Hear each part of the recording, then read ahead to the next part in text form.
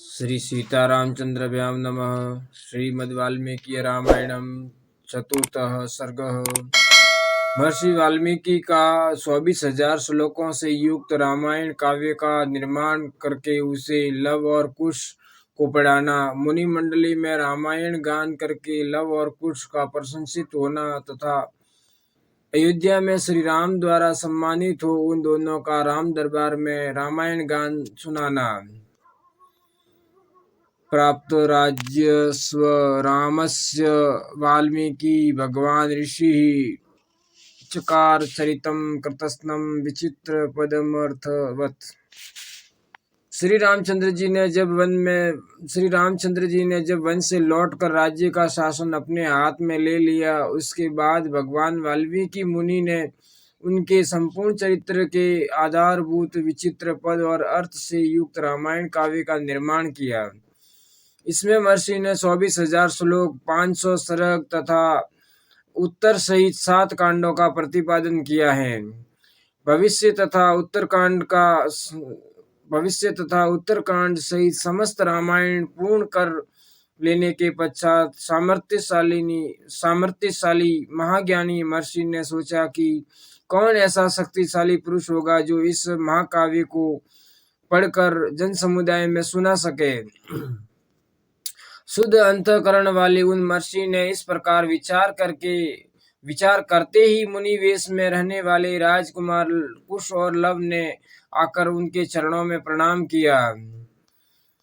राजकुमार कुश और लव दोनों भाई धर्म के ज्ञाता और यशस्वी थे। उनका स्वर बड़ा ही मधुर था और वे मुनि के आश्रम पर ही रहते थे। उनकी धारणा शक्ति अद्भुत थी और वे दोनों ही वेदों में पारंगत हो चुके थे। भगवान वाल्मीकि ने उनकी ओर देखा और उन्हें सुयोग्य समझकर उत्तम व्रत का पालन करने वाले उन महर्षि ने वेदार्थ का विस्तार के साथ ज्ञान कराने के लिए उन्हें सीता के चरित्र से युक्त संपूर्ण रामायण नामक महाकाव्य का, जिसका दूसरा नाम पोलसत्यवध अथवा दशानन वध था, अध्ययन कराया। वह महाकाव्य पढ़ने और गाने में भी मधुर, द्रुत और विलंबित, इन तीनों गतियों से अन्वित, षड्ज 7 स्वरों से युक्त, वीणा बजाकर स्वर और ताल के गाने योग्य तथा श्रृंगार, करुण, हास्य, रौद्र, भयानक तथा वीर आदि सभी रसों से अनुप्राणित हैं। दोनों भाई कुश और लव उन महाकाव्य को पढ़कर उसका गान करने लगे।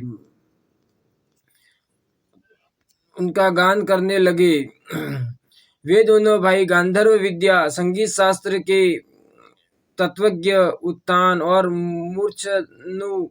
मूर्छन के जानकार, मधुर स्वर से संपन्न तथा गंधर्वों के समान मनोहर रूप वाले थे।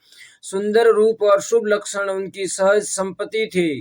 वे दोनों भाई बड़े मधुर स्वर से वार्तालाप करते थे। जैसे बिंब से प्रतिबिंब प्रकट होते हैं, उसी प्रकार श्री राम के शरीर से उत्पन्न हुए वे दोनों राजकुमार दूसरे युगल श्री राम ही प्रतीत होते थे। वे दोनों राजपुत्र सब लोगों की प्रशंसा के पात्र थे। उन्होंने उस धर्मानुकूल उत्तम उपाख्यान में संपूर्ण काव्य को जिह्वाग्र कर लिया था और जब कभी ऋषियों, ब्राह्मणों तथा साधुओं का समागम होता था, उस समय उनके बीच में बैठकर वे दोनों तत्वज्ञ बालक एकाग्रचित्त हो रामायण का गान किया करते थे। एक दिन की बात है, बहुत से शुद्ध अंतःकरण वाले महर्षियों की मंडली एकत्र हुई थी। उसमें महान, सौभाग्यशाली तथा समस्त शुभ लक्षणों से सुशोभित महामनस्वी कुश और लव भी उपस्थित थे। उन्होंने बीच सभा में उन महात्माओं के समीप बैठकर उस रामायण काव्य का गान किया। उसे सुनकर सभी मुनियों के नेत्रों में आंसू भर आए और वे अत्यंत विस्मय विमुग्ध होकर उन्हें साधुवाद देने लगे। मुनि धर्मवत्सल तो होते ही हैं। वह धार्मिक उपाख्यान सुनकर उन सब के मन में बड़ी प्रसन्नता हुई। ये रामायण कथा के गायक कुमार कुश और लव की जो प्रशंसा के योग्य थे, इस प्रकार प्रशंसा करने लगे। अहो, इन बालकों के गीत में कितना माधुर्य है, श्लोकों की मधुरता तो और भी अद्भुत है।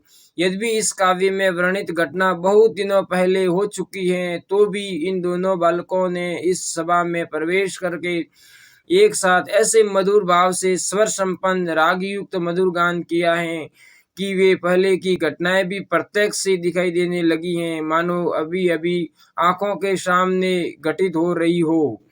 इस प्रकार उत्तम तपस्या से युक्त महर्षिगण उन दोनों कुमारों की प्रशंसा करते और वे उनसे प्रशंसित होकर अत्यंत मधुर राग से रामायण का गान करते थे।